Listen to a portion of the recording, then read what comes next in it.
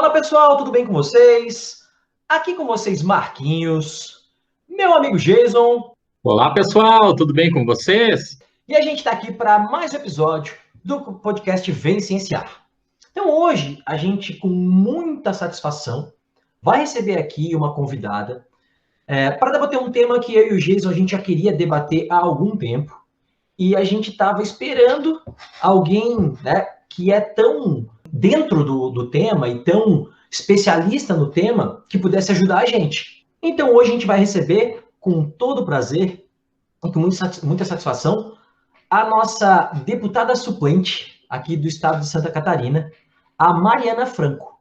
Ela que é assistente social, mas eu vou fazer o seguinte, eu vou deixar a Mariana se apresentar para a gente aqui e falar um pouquinho do trabalho dela. Tá bom, Mariana? Seja muito bem-vinda ao Vencenciar, né? E se apresente aí para os nossos ouvintes, por favor. Eu que agradeço o convite, Marquinhos, ao Jason também, a todas as pessoas que estão ouvindo.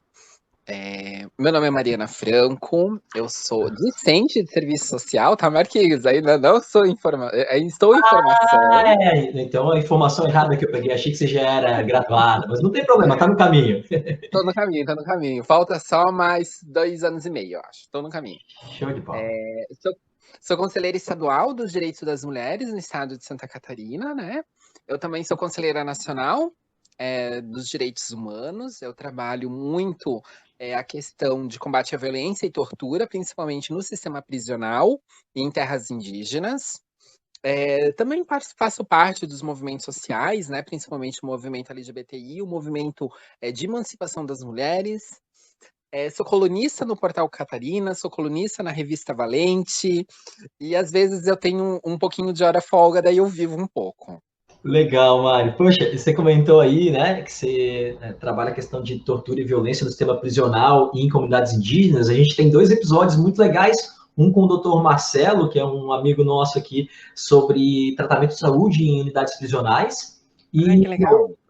e outro com um outro amigão nosso, que é nosso consultor para assuntos de história aqui, que é o Bruno Anderson, historiador, amigo nosso, que é sobre comunidades indígenas. Então, depois aqui eu vou listar onde é que são esses episódios para falar para o pessoal que está ouvindo a gente e quem sabe já buscar. Mas então, como a gente costuma fazer com os nossos convidados, Mari, a gente vai começar a te sabatinar aqui. Vamos começar a perguntar para aprender contigo. Vamos lá. Opa, vamos lá. Então, primeiro, agradecer aí a Mariana realmente a ter aceitado participar nesse episódio tão importante com a gente.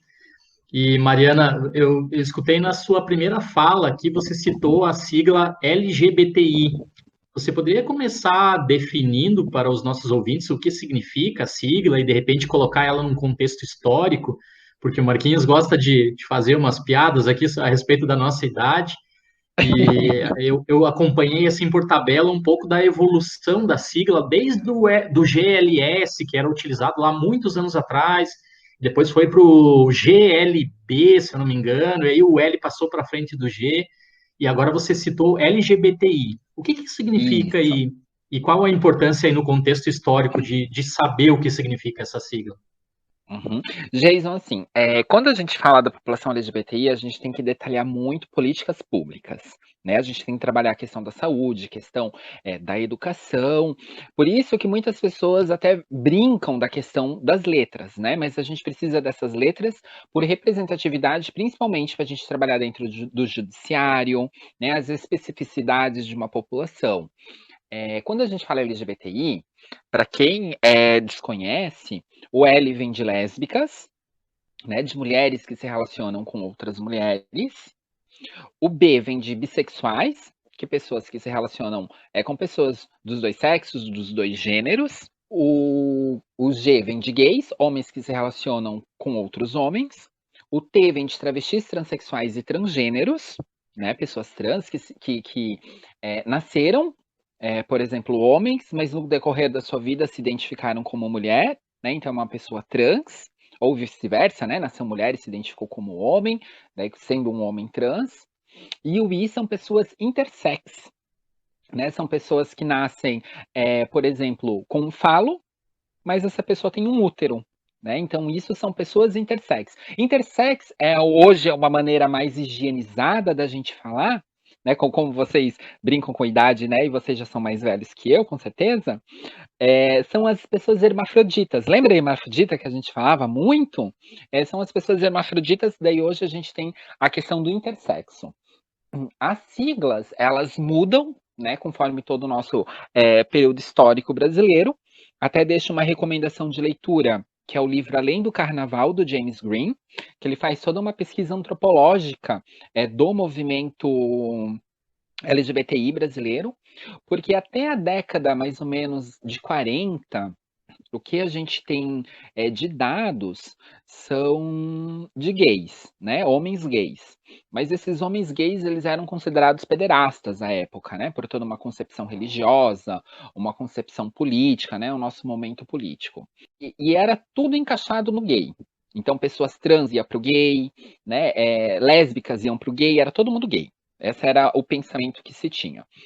Dos dados que se tem mais recentes de outras populações, ela se começa na década de 60, durante a ditadura militar no Brasil, né, que daí a gente começa a ter relatos de travestis, né, de homens que se travestiam de mulheres, então, né, a denominação travesti, e de lésbicas, né, de clubes existentes em São Paulo e no Rio de Janeiro. E isso se foi até mais ou menos a década de 80, né? Era somente falar do gay, era todo mundo gay.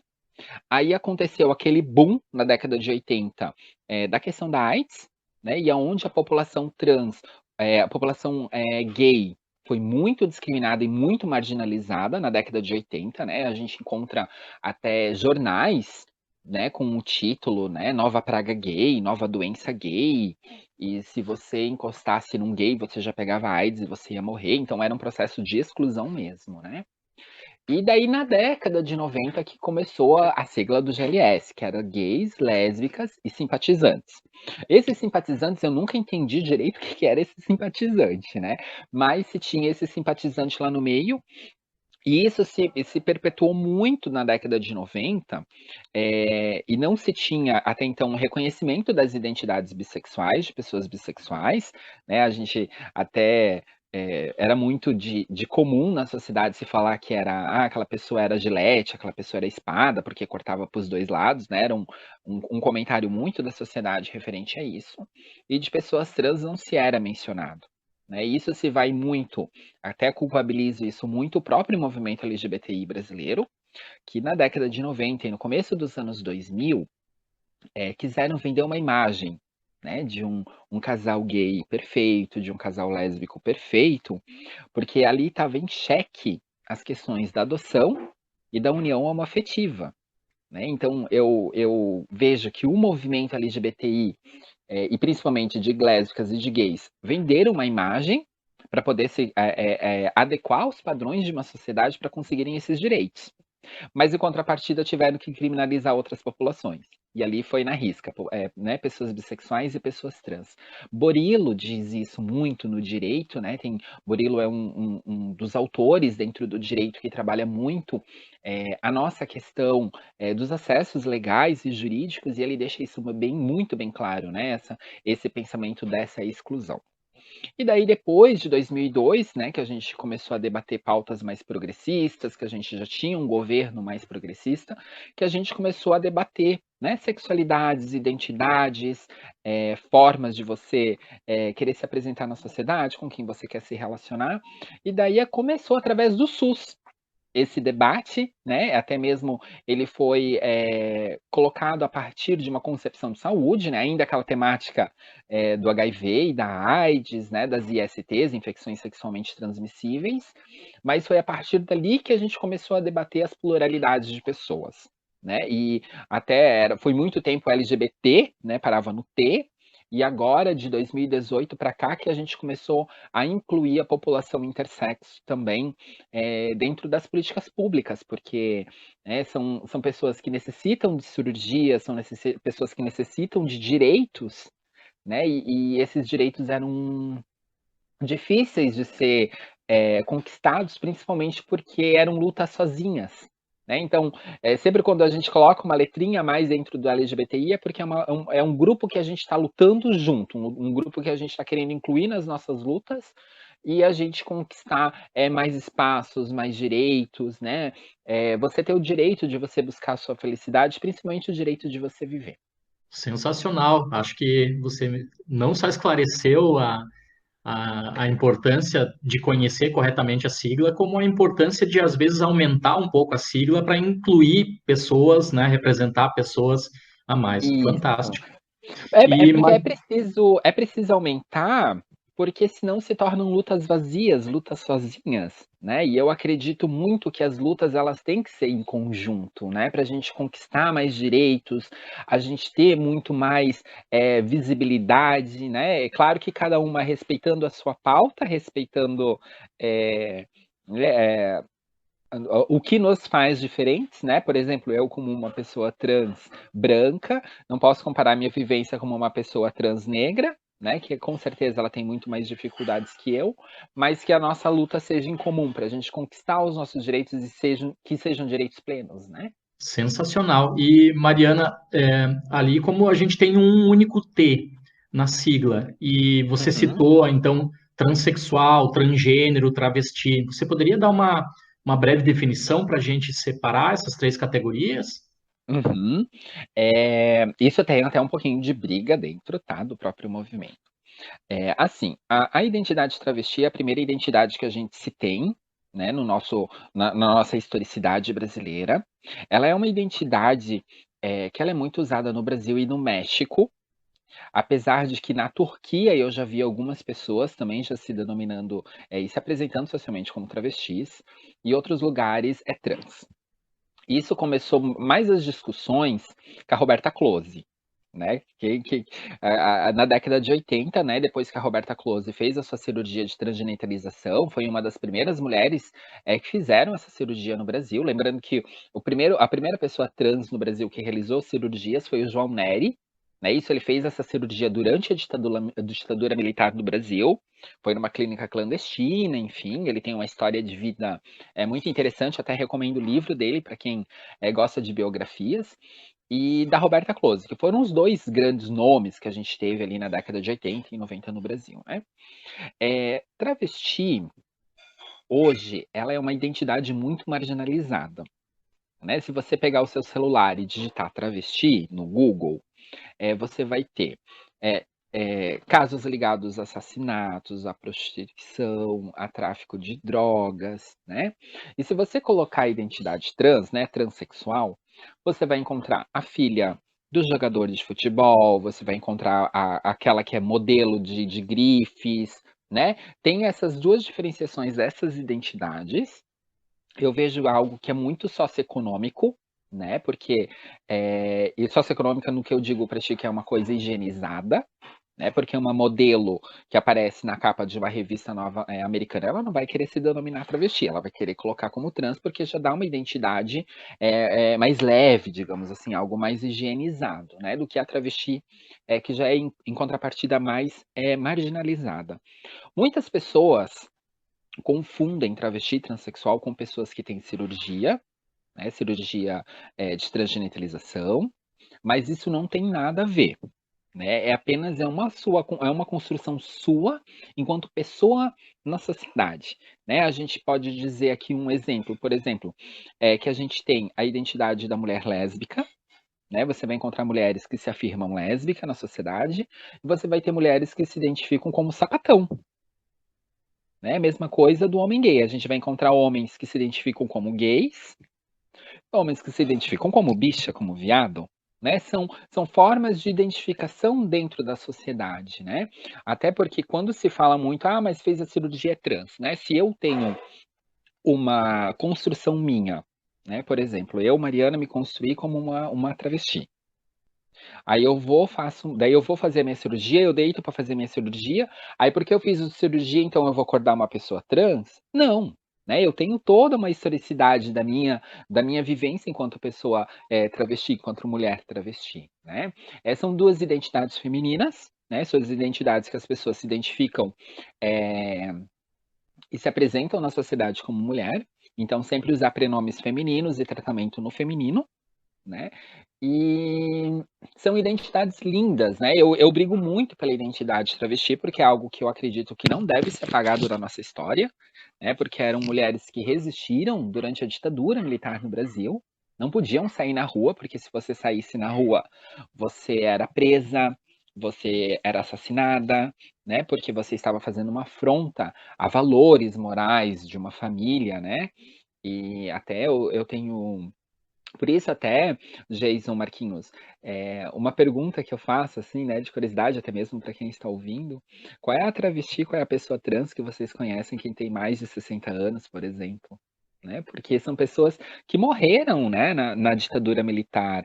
Né? E até, a título de curiosidade, muitas pessoas falam, mas a travesti, ela guarda gilete na língua, né? Que é algo muito popularizado que se coloca, e até essa informação, ó, tô passando para vocês uma informação bem interessante que foi através que eu consegui as minhas pesquisas. Que muito, né, de muito comum que se falam que mas a travesti guarda uma gilete. Gilete de barbear, não essas Mach 3, não essas Presto Barba, aquela gilete do vovô, sabe a gilete do vovô que você tem que encaixar? Que as meninas usavam isso, já começou durante a ditadura militar, elas cortavam no meio essa gilete e escondiam no canto da boca. Porque caso viesse o carro da polícia, caso viesse alguém, elas tiravam e elas mesmas se mutilavam, se cortavam, enfim, para não, para né, estarem machucadas e não correrem o risco de ser presas. Né? Então olha o nível de sofrimento que você já tinha, que você preferia se machucar, você preferia agredir seu corpo do que você ser presa.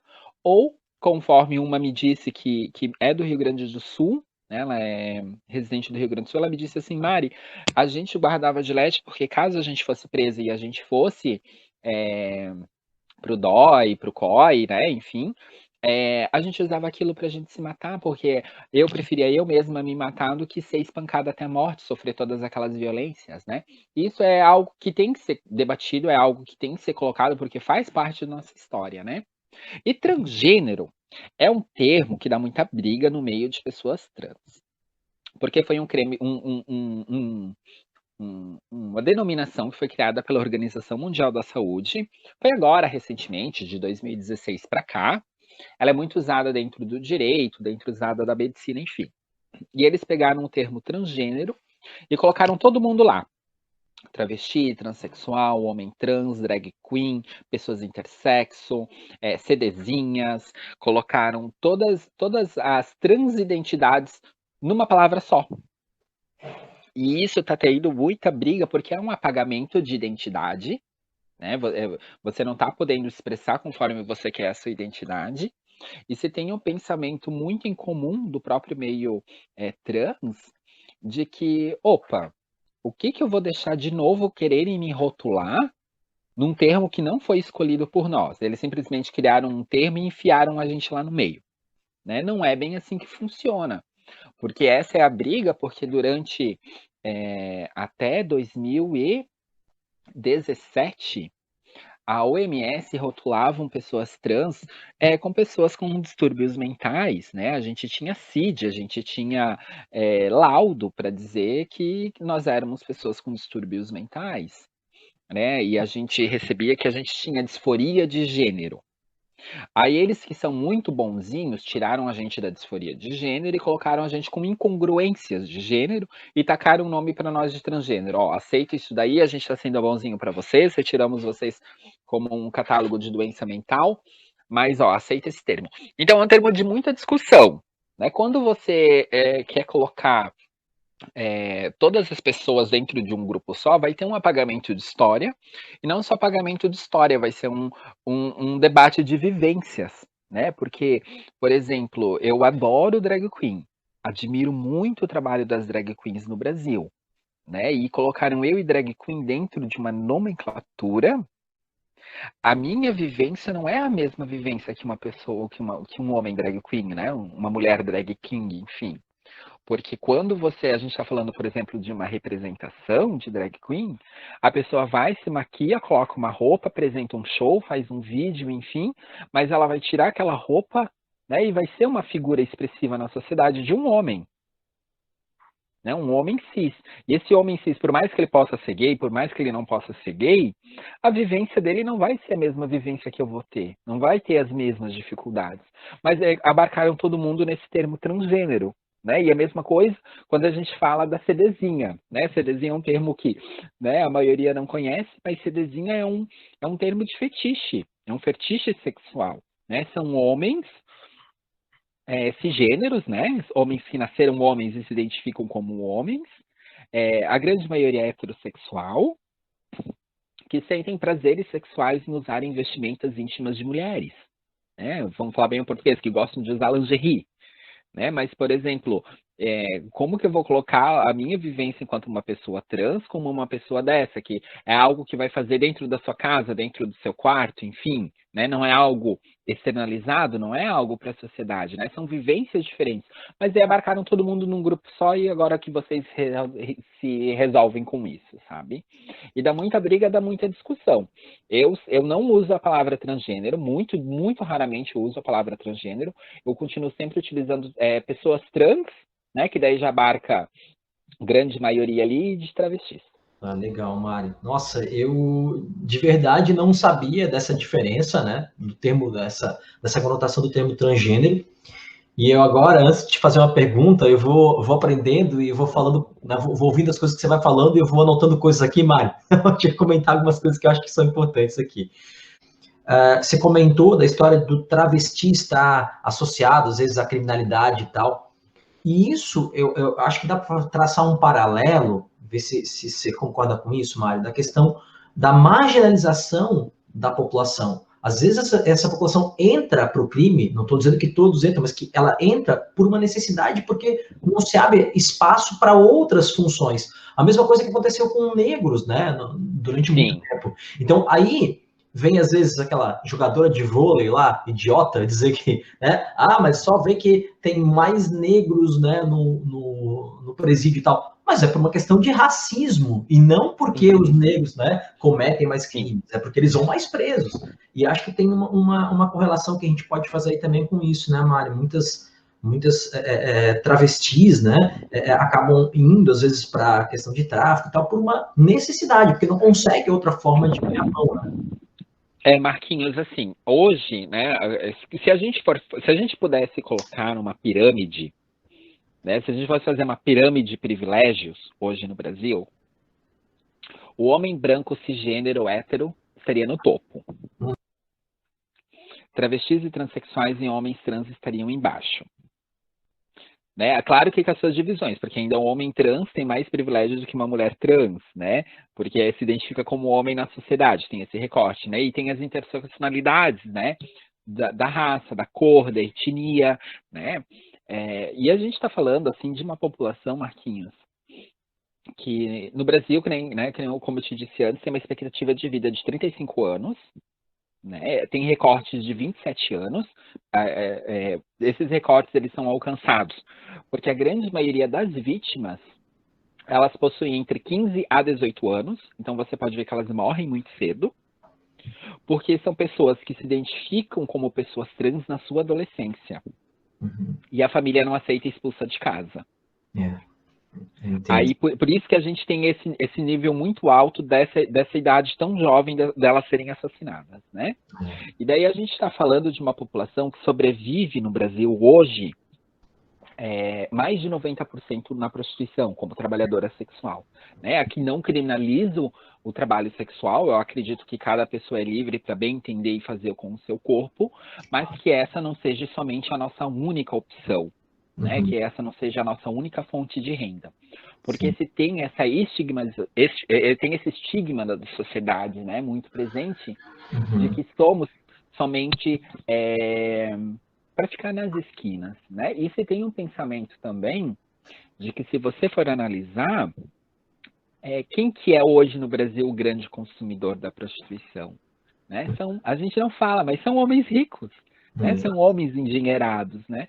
E esses homens que são os donos, né, dos meios de produção. E eles preferem nós nas esquinas, né, fazendo trabalhos sexuais, enfim, do que a gente está tendo dentro da empresa deles trabalhando para eles, né? São Claro, esses homens que sustentam o mercado de prostituição, né? E verdade. principalmente porque tem uma diferença muito grande, né? Se a gente for colocar, por exemplo, Balneário Camboriú, que é a cidade, ou em Santa Catarina, onde você tem um grande campo do trabalho sexual, por Uhum. exemplo, a gente tem pessoas que cobram R$ 500 por hora, né, para você fazer um atendimento. Em contrapartida, em São Paulo, eu conheci pessoas que cobram R$ 5. Né? Então, você Nossa. pode ver esse grande precipício existente nesse meio, né, e aonde as pessoas acabam indo em meios que você consegue se sustentar. Né? Ah, Porque se você faz um atendimento, né? Se você é uma acompanhante, você faz um atendimento, você pode cobrar tal valor. uhum, Mas aí você vai atender um cliente de, por exemplo, o cliente gosta de usar algo, né? Alguma substância não legalizada. uhum. Então, você pode cobrar um pouquinho a mais para você conseguir aquilo. Né? Se você utilizar tal hotel, o dono te repassa tal valor por comissão. É tudo emaranhado, é tudo um jogo que as pessoas vão fazendo isso para poder sobreviver, para poder lutar na vida, né? Porque é uma pergunta, tá aí, agora é minha vez de fazer uma pergunta para vocês, né? Por É. exemplo, em toda, né, a história de vivências de vocês, quantas pessoas trans vocês estudaram com vocês? Né? Quantas pessoas trans vocês viram trabalhando? Assim, trabalhando eu digo numa farmácia, no supermercado, trabalhos comuns, né, do nosso dia a dia. Uhum. Quantas pessoas vocês conheceram? Vocês não encontram essas pessoas, né? Então, se a grande pergunta é onde estão, de fato, as pessoas trans que não são vistas na sociedade, né? É verdade, Mário. E outra coisa, né, ainda antes de fazer a minha próxima pergunta para ti, com certeza o Jason compartilha dessa opinião que eu vou dar agora, que é assim, muita gente tenta justificar um preconceito usando biologia. Isso é uma coisa que me deixa muito irritado. Né? Eu, como biólogo, assim, mas isso aí não existe homossexualismo, né? Transexualismo, não existe em outras espécies. O cara não estudou biologia, porque existe, cara. Tanto Ou usa a biologia, ou usa a religião, né? é que a Então, religião, né? Para mim, o que a religião prega, como eu não sou religioso, então não é um argumento válido. Mas quando o cara tenta usar biologia, né? Cara, aí assim, cara, não existe nenhum. Homem é XY, mulher é XX. Não é assim simples, né, Jesus? Jesus é geneticista aqui, cara. Então, a gente fica muito puto com isso, Mário. Então, assim, gente, existe homossexualidade, né? Em outras espécies, além da espécie humana. Existe transexualidade. Jason, quando eu entrei na graduação, fui trabalhar lá na bioquímica, o professor Carlos lá, eu usava como bioindicador peixe que uma hora era macho, daqui a pouco era fêmea, cara. É sério, por uma questão hormonal, pro ambiente, Mari, assim, eles sentiam a necessidade de ter mais machos ou mais fêmeas, eles mudavam de sexo, cara. Então, assim, a transexualidade não é uma exclusividade humana. Orientação sexual homoafetiva também não é uma exclusividade humana. Então, as pessoas têm que parar com isso, de tentar justificar os seus preconceitos com biologia. Então, vai estudar biologia antes de falar besteira, né, Geis? Mário, vamos lá. Eu comentei, outra coisa que eu anotei aqui para comentar é que eu sou muito fã do Queen, do Fred Mercury. Né? Eu sempre acho muito chato quando as pessoas se referem ao Fred Mercury como um homossexual. Não que eu tenha problema com homossexual, mas ele nunca assumiu isso. Ele era bissexual. Ele tinha relacionamento com mulheres também. Então, as pessoas têm uma dificuldade, acha que é bissexual é igual a homossexual. Não, ele é bissexual. Ele tem atração pelos dois sexos. Né? Aí eu queria que você falasse para a gente um pouquinho, Mário, na verdade, sobre o que seria tá, o espectro não binário. É que hoje, o espectro não binário, eu queria que você explicasse para a gente um pouquinho o que isso significa. Tá. Eu, você e o Jason, a gente vive como pessoas binárias. A gente tem um binário de gênero. A gente vive e a gente transmite na sociedade um padrão societário, né? No caso, você se identifica como homem, Marquinhos, você usa roupas que são ditas pela sociedade de homens, né? Você usa cabelo curto, que é uma característica de homem, e isso é a tua construção do teu binário, né? Da sua identidade, digamos assim, masculina. Né, eu, como uma mulher, então, eu adotei de todos os característicos que são colocados na sociedade de uma mulher, né, unhas pintadas, unhas grandes, vestido, né, uma expressão social, né, do que a gente tem o conhecimento do ser mulher. Né? E uma pessoa não binária, ela não vai se identificar com esse binário de gênero.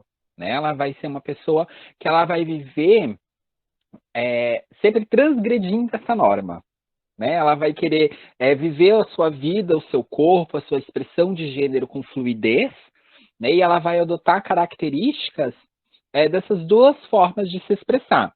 Né? Por horas vai se expressar como vestimentas ditas masculinas, por horas vai se expressar com vestimentas ditas femininas.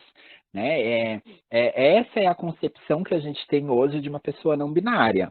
Né? Ela vai ser uma pessoa que não vai ter esses recortes, né? Então você pode sair um dia e você pode encontrar uma pessoa não binária, né? De barba, de cabelo curto, mas essa pessoa vai estar usando um vestido, né? Um exemplo bem comum, assim, tá? Que eu vou colocar aqui para as pessoas poderem compreender, é tipo a Lineker.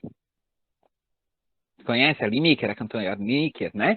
A Lineker eu posso colocar ela assim para vocês compreenderem como uma pessoa não binária, né? Você pode ver que é uma pessoa que às vezes está barbada e vai estar usando vestido, vai estar usando maquiagem, porque é uma pessoa que não vai ter essa obrigatoriedade de você ter uma expressão de gênero, né? Então isso que entra dentro da questão das pessoas não binárias.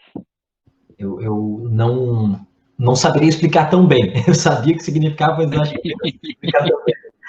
Mas, e aí, uma outra pergunta para ti é o seguinte: quando eu fui pesquisar, a gente sempre dá uma estudadinha no assunto, né, para debater aqui com os nossos convidados. Aí eu achei uma sigla, a gente trabalhou se respondendo o Jason ali, né, destrinchou a sigla LGBTI, e eu achei uma atualização, vamos chamar assim, dessa sigla, que é LGBTQIA. O A seria referente a indivíduos assexuais, que não sentem atração sexual, nem por homens, nem por mulheres, nem por... Daí tem aquela história da diferença entre orientação sexual, sexo e gênero, né? Tudo isso é bem... Identidade de gênero. Identidade de gênero. E então isso seria uma discussão para um outro programa, né, Mari? Porque tem bastante coisa para falar sobre isso, né? É bem complexo.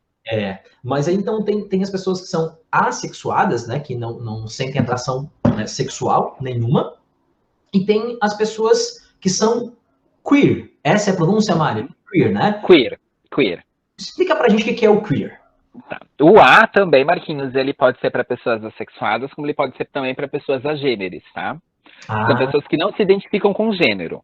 Né? Então, esse A pode ser usado para os dois grupos. Legal. A teoria queer, eu já vou falando assim, ó, que eu vou falar e depois eu não quero ninguém brigando comigo nas redes sociais que tá ouvindo, tá? Mas vamos lá. A teoria queer, Marquinhos, ela tem sua base fundante através da Judith Butler, né, que é uma socióloga, uma filósofa, que ela contribui muito no feminismo, já desde a década de 90, ela tem livros incríveis, e ela foi a fundante dessa teoria queer, né, que é uma teoria de libertação de corpos. Né? Você é uma pessoa livre para você fazer mudança no teu corpo, né, na sua expressão, na sua identidade, conforme aquilo que te vem, que te faz feliz, que faz a tua construção, né? E principalmente de que essa teoria queer, até Marquinhos, ela foi muito ligada recentemente com aquele debate que a gente teve da ideologia de gênero.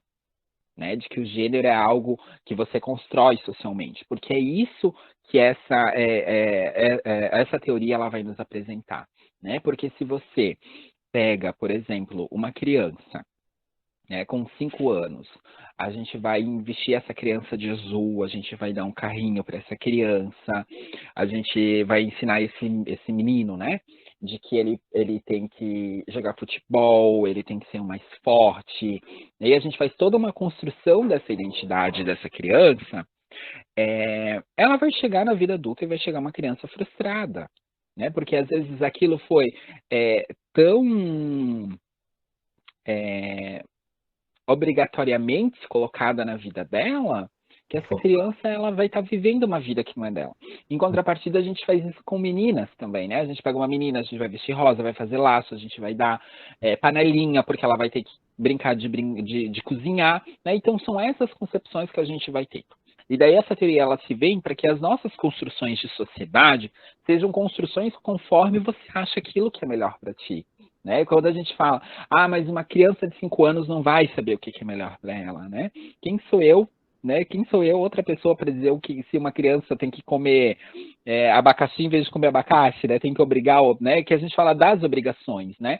E isso reflete muito até na vivência aí dessa pessoa na vida adulta. Então, essa teoria ela vai se trabalhar para você ter vivências, né? Aí essa teoria ela vai se encaixar, ela vai se enraizar em certo momento com a questão de pessoas não binárias, né? E daí de pessoas não binárias, eu tenho até algumas críticas referentes, algumas terminologias que são existentes no meio, porque é muito colocado assim de que e é muito próxima, né, a identidade, por exemplo, de uma pessoa não binária em certo estágio, em certa forma de apresentação, por exemplo, com a identidade travesti, que é uma identidade que a gente tem no Brasil já há várias décadas, né, e a gente precisa cultivar e continuar tendo essa identidade muito presente, né, e é muito utilizada também, né, teorias de outros sociólogos para tentar refutar essa teoria, ou às vezes também para tentar dar mais firmeza, digamos assim, a essa teoria, e até utilizam autores franceses que durante muito tempo foram contra processos imigratórios na França, né? Então, como eu quero usar uma pessoa que é totalmente contra um processo imigratório numa França colonial, né, que fazia a colonização com outros países, para reafirmar uma identidade minha? Então, eu vou estar colocando novamente uma colonialidade dentro da minha identidade quando a gente quer fazer um debate de descolonização dessas identidades, né? De libertação de fato, então, dos corpos. Eu tenho, assim, um pouquinho de críticas, né? Principalmente porque eu acredito que a gente já tem no nosso contexto essas identidades que se colocam como teorias que poderiam anular essa teoria queer a uma realidade Brasil, tá? Mas é um debate que eu vejo ainda muito academicista, particularmente, é um debate que a gente vai colocar dentro somente de uma academia, porque se a gente for debater identidades, né, a nível Brasil, ela tem que ser identidades que vão poder chegar em todas as populações, né? Desde uma pessoa na favela, desde uma pessoa no interior do sertão nordestino do Brasil, uma pessoa que vive em Florianópolis, né? Ainda quando eu particularmente e sinceramente vejo ainda um debate muito academicista, né? Que permite ainda você ter esses debates, porque aquilo que eu te falei antes, né? Se eu pegar, por exemplo, uma pessoa trans, uma pessoa travesti, enfim, que mora no interior da Amazônia e for falar para ela sobre teoria queer, ela não vai nem saber do que se trata, porque ela tem muita dificuldade até mesmo dela se reconhecer enquanto pessoa, sabe? Mariana, muito legal, e ouvindo a sua resposta me levou a um novo questionamento para ti, porque eu trabalho um pouco justamente com essa questão do desenvolvimento, e eu acho que você colocou brilhantemente as pessoas que estão nos ouvindo a refletir um pouquinho de como a gente tem o poder para o lado bom ou para o lado ruim de influenciar a vida das pessoas, né? Como se você querer ali forçar uma pessoa a ser, né? Você citou aí o exemplo de um menino que vai brincar de carrinho, a menina que vai brincar de panelinha. Às vezes a pessoa não é aquilo e você está forçando, está condenando a pessoa a ter uma frustração na idade adulta. A gente tem que refletir muito como sociedade isso, realmente. Então, a resposta foi brilhante. E aí me levantou o questionamento justamente a respeito não só da gente empurrar uma cultura para uma pessoa, como de repente empurrar um nome. E eu me recordei há 5 anos atrás, quando eu entrei ali na coordenação de um programa de pós-graduação na Universidade Federal de Santa Catarina, o Conselho Universitário aprovou o uso do nome social por travestis e transexuais, assim, para fins de inscrição no vestibular e para uso dentro da academia mesmo, no âmbito da universidade. E você poderia, de repente, falar, então, para a gente qual que é essa importância para uma pessoa que seja transexual, travesti, de ter a possibilidade de escolher o uso de um nome social para tocar a sua vida, Uhum. assim, como ela quer? Uhum. Eu só deixa eu só voltar para as pessoas não brigarem comigo, que eu não sou contra pessoas que se identificam na teoria queer, tá, gente? Eu só acho que isso precisa ser maior debatido, e principalmente na nossa realidade do Brasil, tá? Antes que depois o pessoal comece a brigar comigo.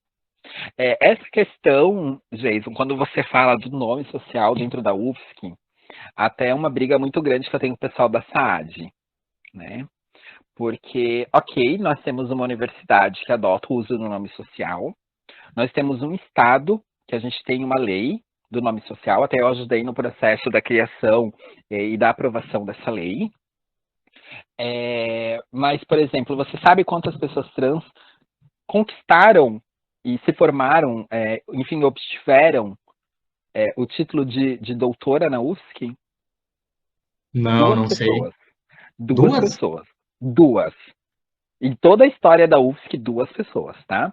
Então, é uma briga que eu sempre coloco dentro da UFSC, que o nome social, na verdade, a gente já é uma conquista nossa desde 2016. Né? É um direito de você fazer a requisição do teu nome social, e caso você queira fazer a retificação de documento, né, a registrar o civil, alteração de prenome e gênero civil, é um processo que você faz diretamente no cartório. É algo bem simples, fica pronto em uma semana tu já sai com a tua identidade, ó, no grau, já com o teu nomezinho e o teu gênero bem bonitinho. E o que antes era judicializado, era um processo bem chato, bem demorado, enfim, agora é bem tranquilo. E a briga que eu tenho, por exemplo, dentro da UFSC, é que o nome social é algo que a gente já conseguiu, ok, e passou.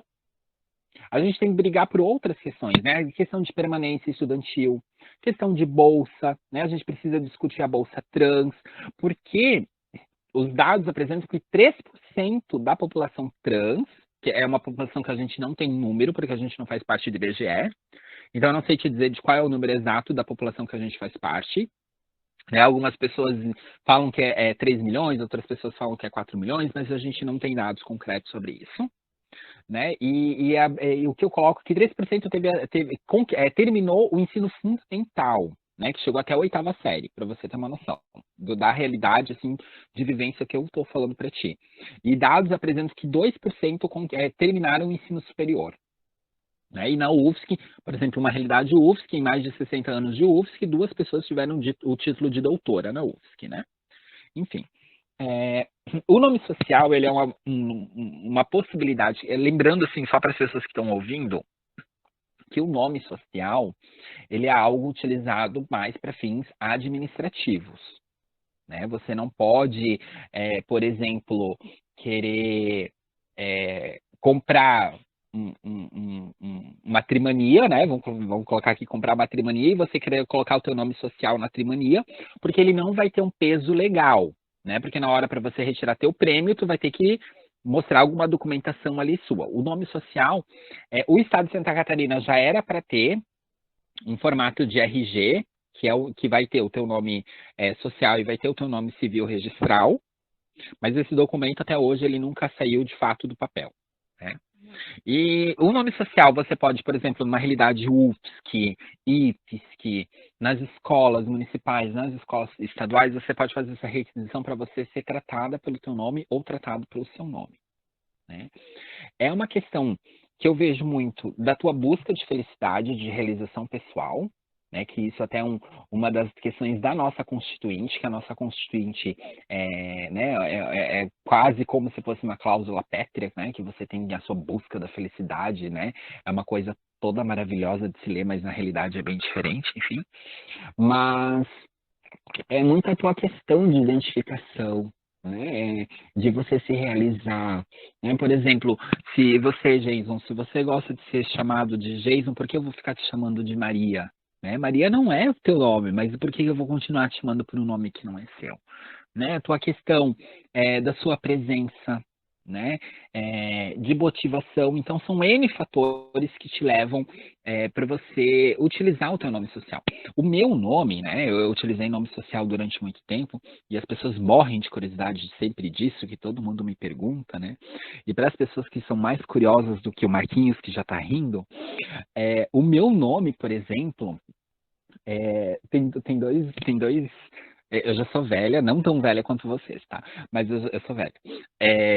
Eu tenho uma amiga minha, a Mariana, que foi uma amiga que me deu a minha primeira roupa de mulher, digamos assim, né? E ela faleceu um pouco tempo depois, então foi meio um nome de homenagem para ela.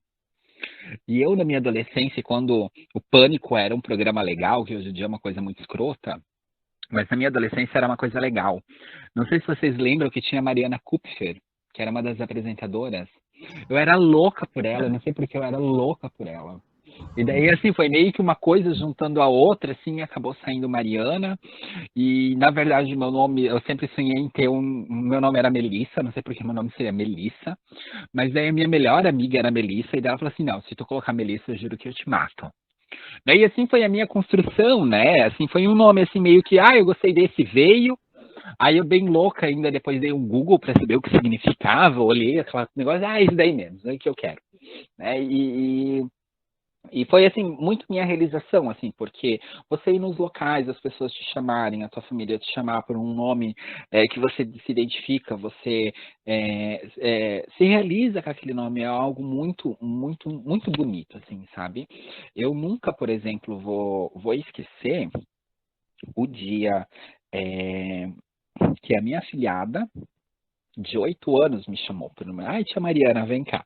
Eu olhei assim, foi uma emoção muito grande, né? Porque é um processo até mesmo de que você tem, né? Que até, para quem tá me ouvindo e é uma pessoa trans, já fica até meio que um conselho, assim, porque é muito difícil também a gente pegar e a gente querer impor as coisas, né? Então, eu, por exemplo, tenho sempre tem pessoas que falam, ai, Mariana, mas a minha família não me respeita pelo meu nome social. Sempre coloco que é uma questão da vivência, né? Mas a gente está falando da grande maioria, por exemplo, às vezes a minha mãe, né? Uma realidade minha aqui. A minha mãe, às vezes, passa, solta e vem o nome civil que ela me deu. Eu não vou explodir com a minha mãe, porque eu estou falando com uma senhora de 72 anos, né?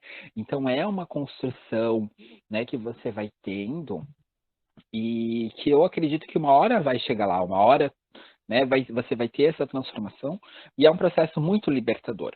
E daí, só para eu terminar, para eu não ficar aqui falando 3 horas, Jason, aí só para falar daí para as pessoas que daí que querem fazer esse processo de retificação, elas têm que ir direto no cartório, que elas foram registradas, ou elas podem fazer uma tramitação de um cartório para o outro, de um estado para o outro. Isso tem um valor um pouquinho mais caro, né? Mas é um processo que você junta uns documentos. Tem até no site da ANTRA, bem bonitinho, né? antra.org, a listagem dos documentos. É cópia, tá? Não assim, eu, para fazer a minha retificação, eu paguei algo em torno de R$ 130. Não, mais, R$ 180. Né? Porque daí você tem que emitir uma via da sua certidão, você tem que fazer a outra certidão, e você tem que ir no cartório de protesto, pegar, mas é um processo bem rápido, assim, ó. Que em uma semana fica pronta, tu já pega, tu já vai na Receita Federal, para eles fazerem a alteração do teu CPF, para dizer que tu tá viva, né? Para dizer, constar lá que tu tá viva. E aí já marca, já vai fazendo identidade, RG. Alguns documentos meus, para te falar a verdade, eu não troquei ainda, né? Tipo, minha CNH eu não troquei, minha CNH ainda tá antiga, porque eu tinha recém tirado minha CNH nova. E daí, para fazer pedido de uma CNH nova, era R$ 300. Eu falei assim, não, jamais, eu não vou pagar R$ 300 só para... Não, vou esperar, sabe? E então, assim, um pouquinho de documento eu tenho com nome, um pouquinho de documento eu tenho com outro. Aí, às vezes, quando eu preciso fazer algo, né, em algum órgão público, eu chego com todos os documentos, metade do nome, metade do outro. A mulher olha para minha cara com uma cara desesperada e você fala assim, ó, filha, se vira, só vai. né? Mas isso daí tem algumas implicâncias também, né? Esse processo de nome, quando a gente altera, sabe, Jason? Por exemplo, eu alterei meus documentos, né? Registral, gênero e nome. Eu falo gênero porque quando eu falo sexo, mas eu troquei meus documentos, sexo e troquei o meu nome. Quando eu falo sexo, as pessoas automaticamente ligam que eu fiz a cirurgia. Mas tu fez a cirurgia, me conta. Porque as pessoas confundem muito isso. Então eu sempre falo gênero e o nome, né? Mas, por exemplo, né, quando a gente fala de tipo um homem trans, né, que nasceu mulher, né, a sociedade definiu ali, o médico ergueu pela perninha e falou assim, não, é uma menina, mas se compreendeu como homem na sociedade, e esse homem trans, por exemplo, fez a retificação de prenome e gênero em documentação, né? Então, estamos falando de por exemplo, do Rafael, né, que no documento de identidade do Rafael está dizendo que ele é masculino, mas esse Rafael ele tem uma vagina. Então, no SUS, se o Rafael for procurar um atendimento no SUS, por exemplo, de um exame bem específico, né? De tipo, o Rafael precisa fazer um exame na pepequinha, né, dele, né? Na pepequinha do Rafael, ele tem que procurar um médico, que é o nome que eu esqueci. Ginecologista? Ginecologista, isso mesmo. É que eu estava estudando francês, Marquinhos, daí eu esqueço os nomes em português.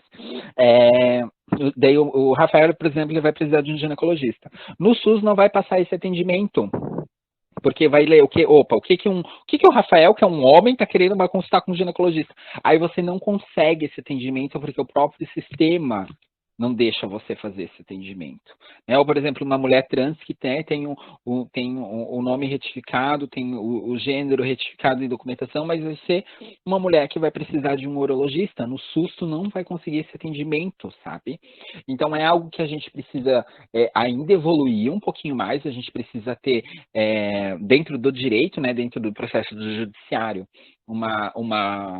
um entendimento e também uma compreensão melhor sobre isso, sabe?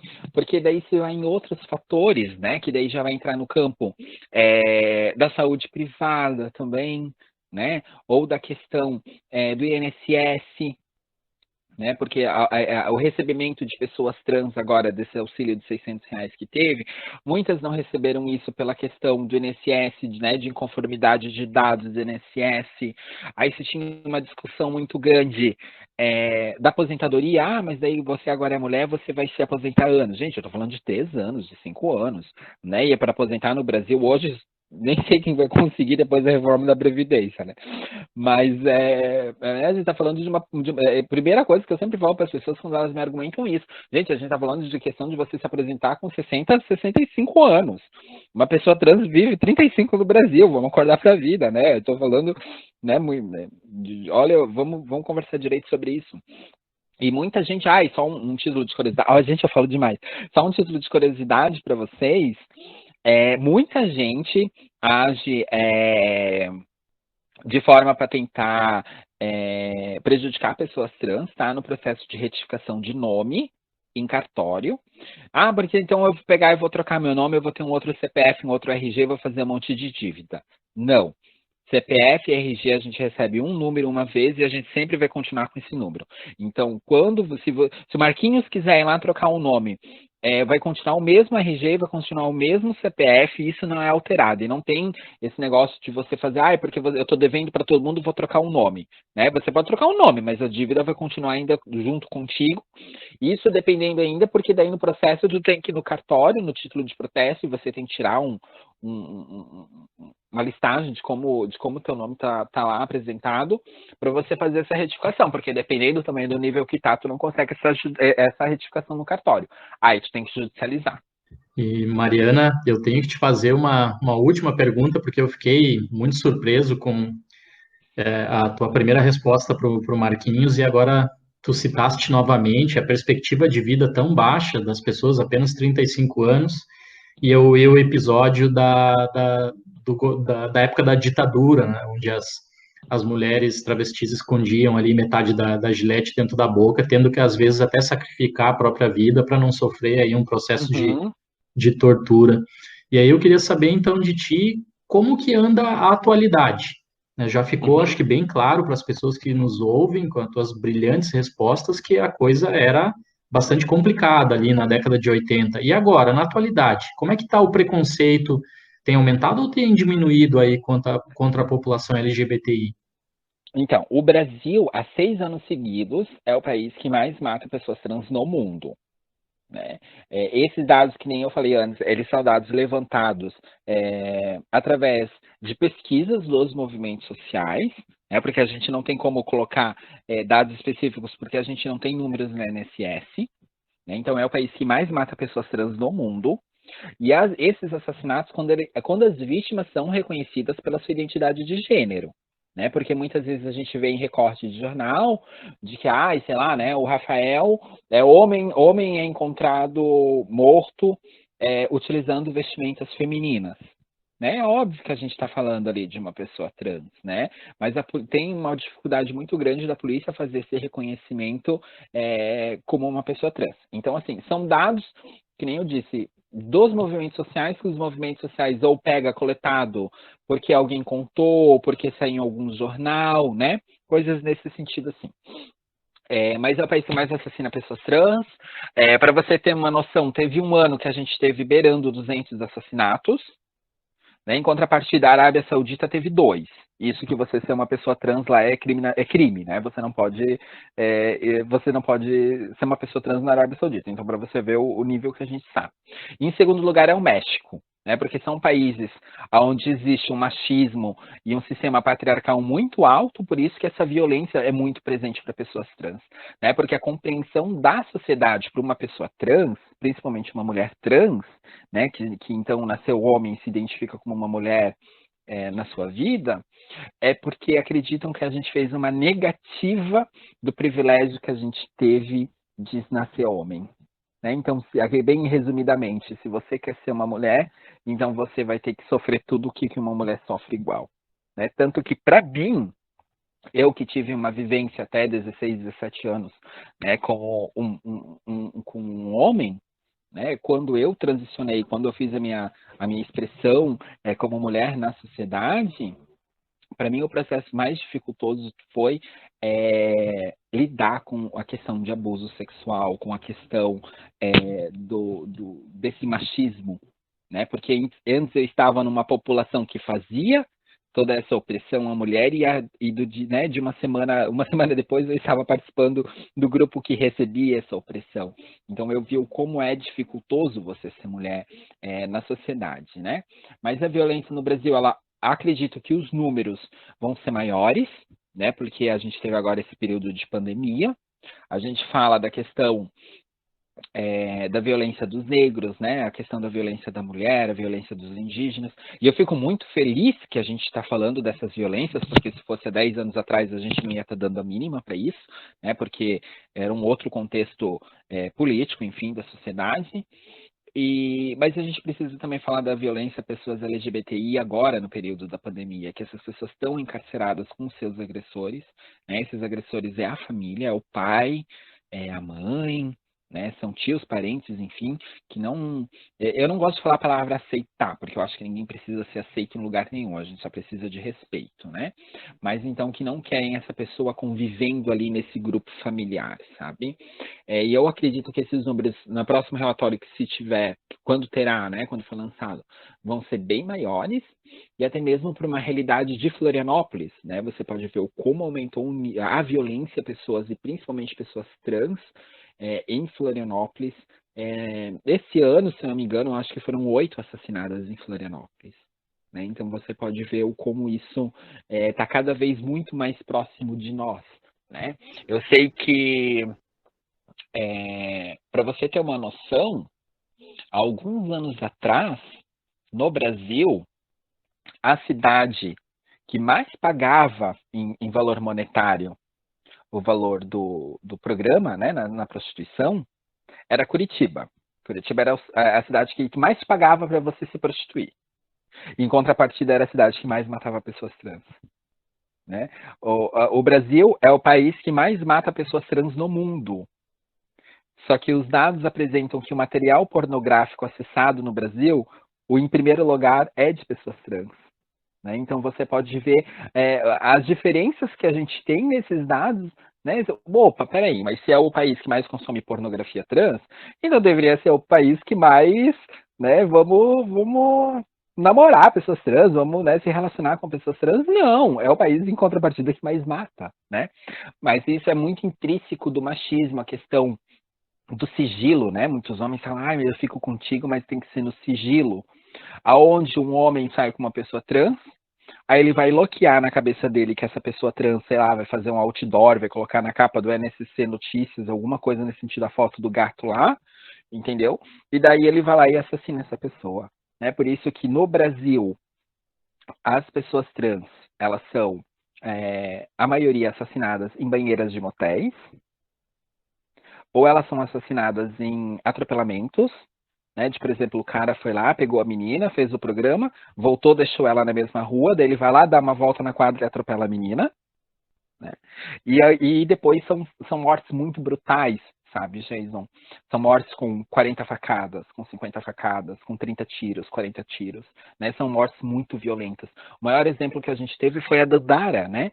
Que foi um crime que repercutiu mundialmente, onde a Dandara, ela foi uma travesti que ela foi assassinada a pauladas e a pedradas, né? E teve pessoas que filmaram esse crime e nada fizeram, e esse crime correu o mundo todo, e o mundo todo cobrou reivindicações do judiciário brasileiro quanto aquilo. Isso foi em 2018, se eu não me engano. Tanto, Jason, para você ter uma noção da vivência de pessoas trans no Brasil, que o crime da Dandara foi a primeira vez no Brasil que as pessoas que acometeram esse assassinato foram presas. Porque até então as vítimas trans, né, as mortes de pessoas trans nunca tinham sido reivindicadas. Né? Em Florianópolis a gente teve uma morte muito parecida que foi a da Jennifer, né, uma trans que morava no norte da ilha. Eu não lembro agora a praia que ela morava, mas ela morava no norte da ilha, Ingleses, eu acho. Que também foi uma pessoa trans que foi assassinada numa construção com barra de ferro. Né? Uma pessoa que ela se relacionava, levou ela numa construção e assassinou ela com uma barra de ferro. E ele foi preso, né? Mas quando ele foi para o julgamento, o advogado dele pediu vistas ao processo, porque o homem, ele provavelmente sofria de distúrbios mentais por ele se relacionar com uma pessoa trans. Né, onde todo o movimento trans fez uma reivindicação muito grande, fez protesto, fez tudo, para esse homem ser preso, porque, ele amava, gostava tanto de uma pessoa trans, daí matou a pessoa trans, agora ele tinha distúrbio porque ele gostava de uma pessoa trans, né? Mas isso são questões da nossa sexualidade enquanto sociedade, que a gente precisa debater isso, né? A questão do machismo muito grande. Eu uma vez até queria escrever um capítulo, mas era só um capítulo mesmo de um livro, assim, era o livro de um capítulo, né? Que o nome do livro seria assim, precisamos falar sobre dar o cu. Né? Porque isso é algo tão intrínseco na gente, é algo tão que você não pode falar, né? Algo que faz parte da nossa sexualidade, faz parte da nossa vivência, mas é um tabu, a gente não pode falar sobre isso. Né? E a partir do momento que vamos falar sobre cu e cada um cuidar do seu, eu acho que a vida de todo mundo vai muito melhor, sabe? Vai muito melhor. Maria, assim, toda essa tua fala só me fez pensar em vários episódios recentes, assim, e cada vez eu vejo como eu acho que o mundo é um pouco hipócrita, mas o brasileiro é muito mais, assim, é um absurdo, né? Um episódio que me incomodou muito nos últimos dias foi aquela história daquela menina de 10 anos de idade, violentada sexualmente, e que as pessoas não queriam permitir o aborto, que é previsto por lei. E aí tinha um agravante. Essa menina, uma menina de 10 anos, levando a gestação adiante, sofrendo um parto, seja ele cesárea ou natural, ela tem um risco de vida. E o laudo, do último laudo médico, falou isso, até foi uma das justificativas para fazer o aborto, né? Não, mas matou uma vida. A hipocrisia é tão grande que eles queriam a vida do feto, que tinha lá 20 semanas, nem respondia estímulo, né? E não queriam queriam arriscar a vida da menina, que sofreu uma violência. Aí você faz uma criança levar uma gestação. Cara, é uma hipocrisia muito grande. Eu acho que essa história da morte de pessoas trans tem a questão da hipocrisia. Eu me relaciono com ela, mas eu tenho medo que ela exponha essa relação e eu vou matá-la, né? Então é uma hipocrisia gigante, né? É que é o sistema de posse, né? Um sistema de você tem que ter posse, você tem que viver uma vida de aparências, né? Uhum. E isso são todos os nossos processos que a gente tem dentro de uma sociedade, né? Porque, como eu disse antes, isso é intrínseco em nós, né? A gente aprende de criança de que você tem que casar com uma mulher, você tem que ter filho, o que for errado disso, o que for fora disso tá errado, você vai queimar e você vai pro inferno, né? Uhum. Esse é o ensinamento que a gente tem e isso ainda vai ser muito presente. Eu espero, assim, que eu até hoje agradeço muito porque essa nova juventude, ela tá muito mais evoluída e tem outros pensamentos, né? Tem uma visão hoje mais ampla da sociedade, mas, assim, eu particularmente penso que daqui a uns 10, 15 anos, assim, tudo esteja muito melhor, né? E quando as pessoas falam assim, ai, Mari, mas por que que tu tá tão otimista quanto a isso, né? Porque eu, há 15 anos atrás, eu não podia, por exemplo, eu tinha que, se eu fosse pedir um emprego, eu tinha que levar um exame de HIV junto, se eu sentava em um restaurante, as pessoas ou limpavam tudo com álcool ou pegavam a louça que eu usava e jogavam no lixo, porque eles acreditavam que, né, que eu tinha AIDS, automaticamente eu tinha AIDS e a AIDS eu ia transmitir para todo mundo, né?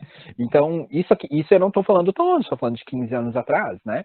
É algo muito presente, né, para mim ainda. Então, por isso eu falo, assim, que eu espero que daqui a 15 anos tudo mude, sabe? A gente tenha um debate maior sobre identidade, sobre sexualidades, sobre a vida, né? Um debate sobre a vida, de que cada um cuida da sua e cada um tem o seu direito de buscar a sua felicidade, sabe, Marquinhos? Perfeito, Mari. E uma última, sensacional. O Jesus está aplaudindo aqui, realmente, foi uma fala sensacional. Eu só queria te fazer uma última pergunta, Mari, para a gente poder finalizar o nosso papo aqui, que é o seguinte: o Brasil oficialmente é um estado laico.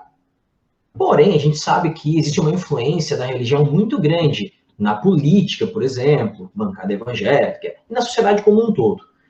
E aí eu vou dar o ponto de vista de alguém que não vive isso na pele, né, Mário? Eu enxergo a religião como um empecilho, um dificultador da vida de pessoas trans. Porque para muitas religiões, você fugir da norma heteroafetiva é um problema. Na tua opinião, Maria, agora eu vou, né, te fazer uma pergunta que ela é bem delicada e você fica bem à vontade se não quiser responder. Mas assim, tu acha que a religião tem um papel crucial nesse preconceito ou ela não traz nenhum tipo de adendo a esse tipo de comportamento preconceituoso? Eu digo que a religião é o mal do mundo, né?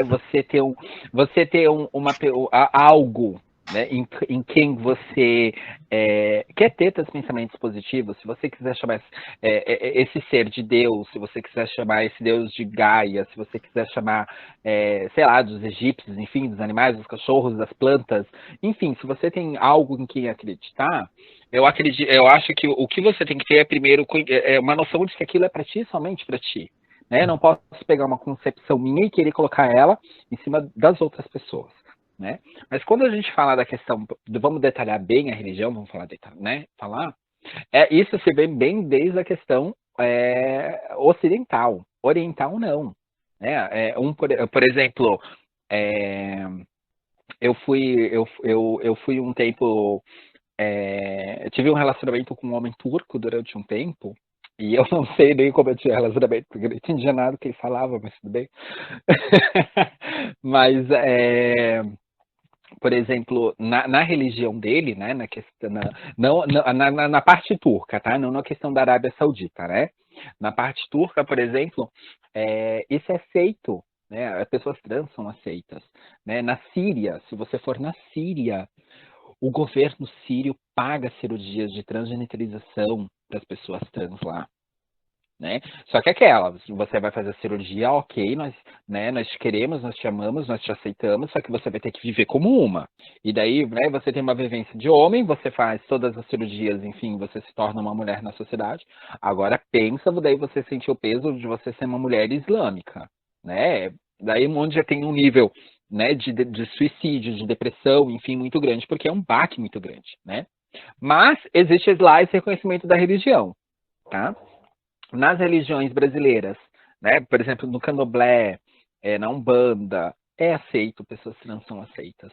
né? Então, eu acho que se vem muito de discursos que são pegos trechos para você fazer uma leitura daquilo que te convém, né? Porque automaticamente, para você conseguir ter uma hegemonia muito grande, você tem que criminalizar outras pessoas. Né? Não é à toa que Edir Macedo hoje é um dos homens mais ricos do mundo, né? Porque ele fez fortuna em cima disso, em criminalizar e colocar a exclusão e a margem da sociedade de outras populações, né? Principalmente da população LGBT. Mas eu acho que são questões de vivência, são questões de aprendizados. Né? Eu não gosto muito do radicalismo. Eu acho que tanto ao extremismo, ao radicalismo, enfim, são pautas que a gente tem que combater. O campo progressista do Brasil está demorando muito para combater esse discurso dentro das religiões. A gente já tem um governador de um estado que é sobrinho de um pastor, não sei que raio que é aquele de Macedo, né, mas é o Marcelo Crivella no Rio de Janeiro. Né, e o próximo passo, a gente quer ter o quê? Um presidente pior que o Bolsonaro? Não sei se isso é possível, mas né, vamos falar bem uma questão de tipo, imagina o Edir Macedo, presidente do Brasil. O que vai acontecer com a gente? Aí eu já assisti aquele seriado The Handmaid's Tale, o Conto da Aia, né, que você tem todo um debate de um governo teocrata. Aí eu noio, sabe? Daí eu fico assim, gente, pelo amor de Deus, a gente precisa dar um fim nesse homem. Olha, eu PRF não me prende, eu não falei isso. Né, mas né, são questões que a gente tem e a gente tem que combater isso, sabe? Porque e não é só da pauta LGBT, é da pauta das mulheres, é da pauta dos negros, né? Em contrapartida, né? Eu estou aqui falando para vocês LGBT, mas a gente já tem dados colocando, né, e apresentando que teve um aumento muito grande da população negra em situação escravizada diariamente, e toda semana estão aparecendo casos sobre isso. Isso é tudo reflexo dentro da religião, né? Quantas mulheres são agredidas dentro das igrejas e elas não denunciam? Né? Quantos casos de pedofilia acontecem? Né? Vamos falar aqui bem, porque eu não tenho problema nenhum com isso, dentro da igreja católica. Né? Quantos casos de pedofilia? Quanto teve agora essa semana agora que foi tudo junto, né? Foi a Flor de Lis, foi o padre com o hacker, foi aquele pastor Everaldo no Rio de Janeiro, foi todo mundo numa semana só.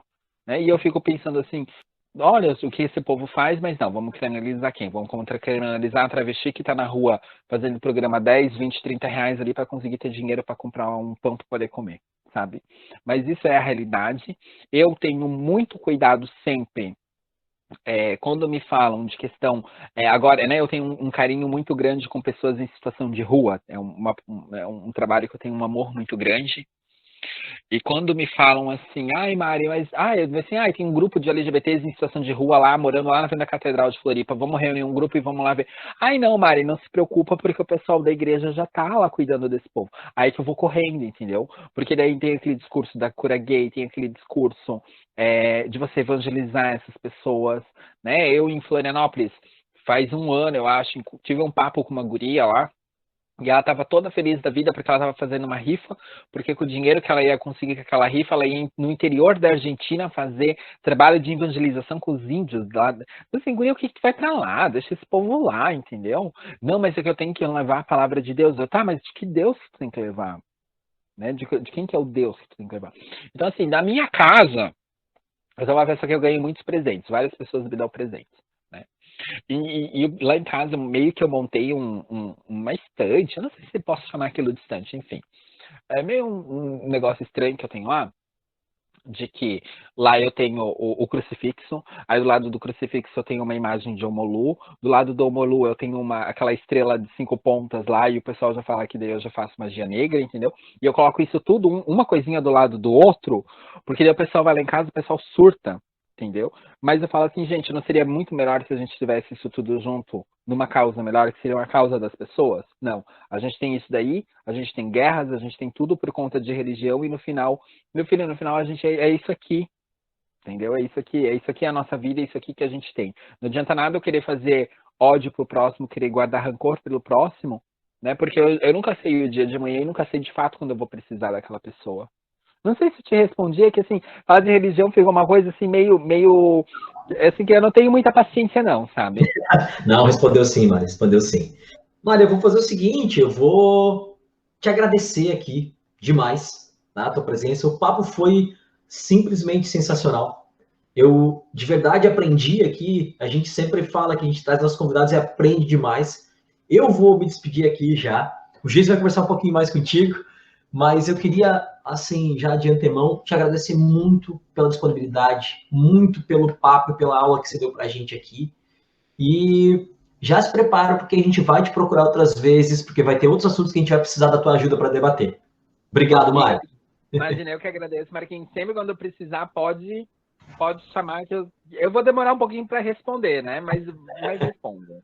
E, Mariana, eu vou assinar embaixo os comentários do Marquinhos, realmente sensacional. Eu tenho algum contato com essa temática devido à disciplina de genética do comportamento. Às vezes a gente faz seminários sobre os diferentes tipos de gêneros, mas a tua aula foi fundamental para eu tirar várias dúvidas e esclarecer vários questionamentos que eu tinha. E aí, eu queria deixar, então, esse momento final aqui contigo. Você acabou citando aqui o livro Além do Carnaval, e se você quiser citar, de repente, outra bibliografia, outro filme, documentário, que fica aí de sugestão para os nossos ouvintes aprenderem mais sobre o tema, fique à vontade. Tá. Jason, eu indiquei o livro Além do Carnaval porque ele é uma leitura antropológica muito bonita do nosso contexto brasileiro, né? E é um livro, para quem quiser comprar ele físico, é um livro muito barato, é um livro em torno de 20, 30 reais, alguma coisa assim. Tem ele em PDF, né? Quem não tem dinheiro para comprar, é muito fácil você encontrar ele em PDF. Polícia Federal, por favor, não me prende. Mas, né, você encontra ele muito facilmente, tá? E é isso, porque é um livro que conta a nossa história. O Luiz Motti, que é um sociólogo baiano, ele também faz algumas pesquisas antropológicas muito bonitas a respeito da população LGBTI. Tem o Borilo, né? Tem a Maria Berenice Bento, que trabalham isso muito dentro do direito também. E de seriado, tem um seriado, para quem tem Netflix, tem um seriado chamado Pose, que ele vai contar a história da população trans e travesti dos Estados Unidos, ali um pouco depois da revolta de Stonewall, eu acredito, alguma coisa nesse sentido assim. E também, assim, é um seriado bem bacana pela questão das roupas, das músicas, né? E vai trabalhando a questão da vivência de pessoas trans. Eu acho um seriado animado e é um seriado que você pode ver com toda a tua família, sabe? É um seriado que vocês podem sentar, é um seriado divertido, e você vai aprendendo e você vai lidando com o que é a vivência de pessoas LGBTI. Aqui eu coloco trans porque as personagens principais são trans, né? Mas no seriado vai ter mulher lésbica, no seriado vai ter pessoas bissexuais, vai ter drag queen, enfim. E tá disponível na Netflix. Então, Mário, por favor, pode se despedir da turma aí. Marquinhos, obrigada pelo convite. Jason, obrigada pelo convite. Eu tô falando Jason, nem sei se é Jason, né? Porque é Jason, né? Agradeço o convite de vocês, agradeço a acolhida e principalmente para quem está ouvindo depois. Um beijo muito grande e boa semana para vocês. De novo, assina embaixo, é o meu chefe aqui, o Marquinhos, que temos que trazer a Mariana aqui no futuro novamente para ensinar mais a nossa sociedade. Muito, muito obrigado, Mariana. Um grande abraço, pessoal, e até a próxima. Gente, a gente vai ficando por aqui. Então sigam a gente lá nas redes sociais, @Vencienciar no Instagram, no Twitter, temos canal no YouTube, a gente está lá nos aplicativos, né, nas plataformas de streaming de áudio, Spotify, Anchor, Google Podcasts, Apple Podcasts, né, nos principais aí, e a gente está sempre tentando trazer conteúdo relevante para vocês. Mariana, obrigado, Jason, obrigado, e até a próxima.